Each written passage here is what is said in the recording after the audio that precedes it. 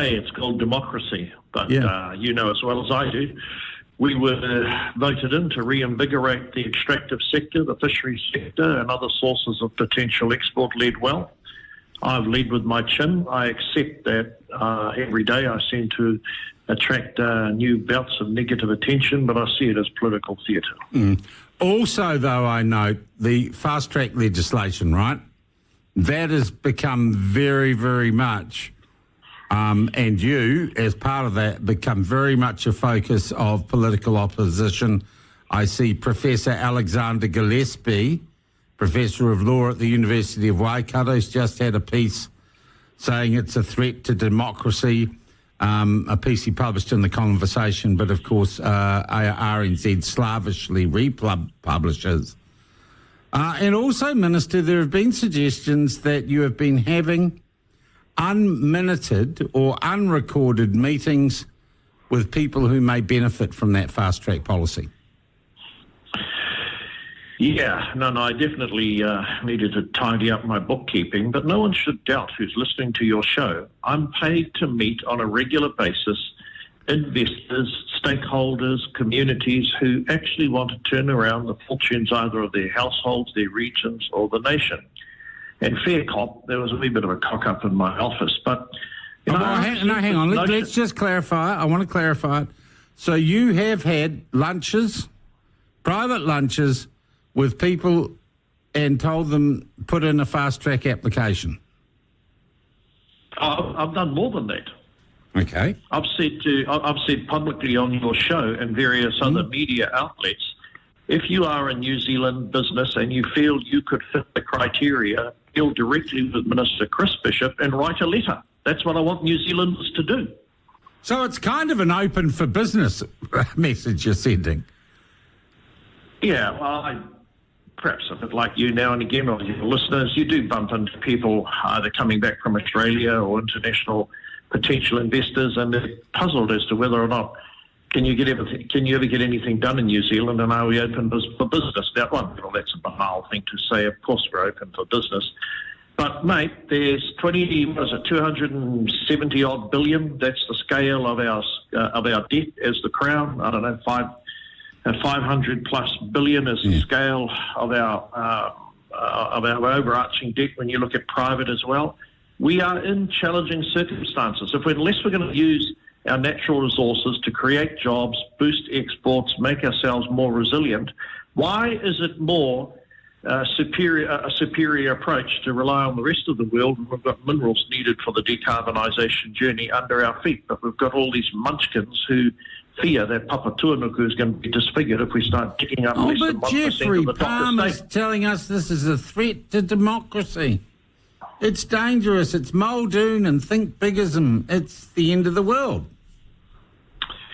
Well, let's just, I don't want to say anything negative against me, old boss, Jeffrey Palmer, but we're living in a different time now. We're living at a time where geopolitical uncertainty is raging, and New Zealand's got a fundamental decision to make. Do you or do you not want us to be more resilient and rely on our own resources, or do you want us to continue to rely on resources, goods and services coming from parts of the world where it's getting more destabilised every day?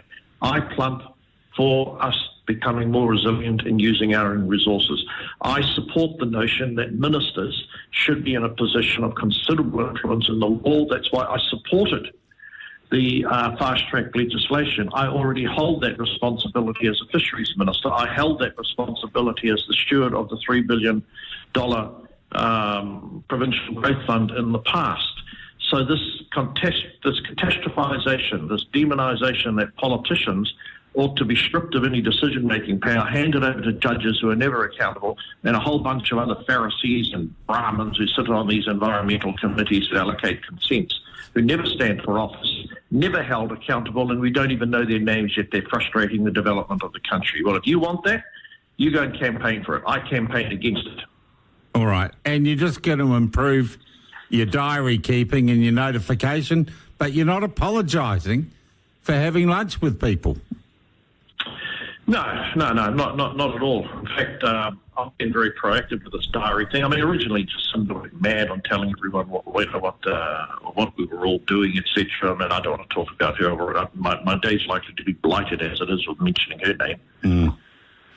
All right, it's a different approach, and I guess you're leaning back into the carefully curated and constructed criticism, which is, of course, perpetrated by our legacy media organisations. As you are here, I want to talk about one other issue that we discussed with David Seymour yesterday, a remarkable decision released Friday by the Waitangi Tribunal that has ruled, apparently, that the decision to have referendum on Māori wards before having Māori wards for local body elections breaches the Treaty of Waitangi. Were you surprised at that ruling, and should we worry about it? Well, you and I have had a similar discussion before. The Treaty of Waitangi Tribunal is nigh on 50 years old, and it's due a haircut. And once the review starts, find suitable people to kick it off. Sadly, I'm not in charge of it. I have to work with my colleagues. But I'd say one thing to you. The Waitangi Tribunal is on mission creep. I've said this on numerous occasions. I've said it on the marae, I've said it in the media, I've said it in my household, not surprisingly.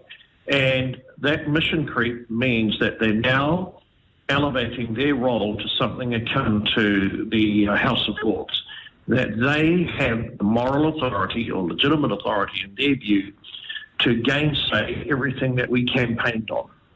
Now, it's a contest of wills, and it's a contest of, well, where's the deeper well of political legitimacy? Does it come from the ballot box, or does it come from a recommendatory body that was set up to test whether or not the various historical grievances are deserving of settlement, and the effects of policies, are they advancing our understanding of the principles of the Treaty of Waitangi? Well, the sun has set on that ideology, but we can't grapple with it and get it into the sort of the mud wrestling ring until such time we kick off this review.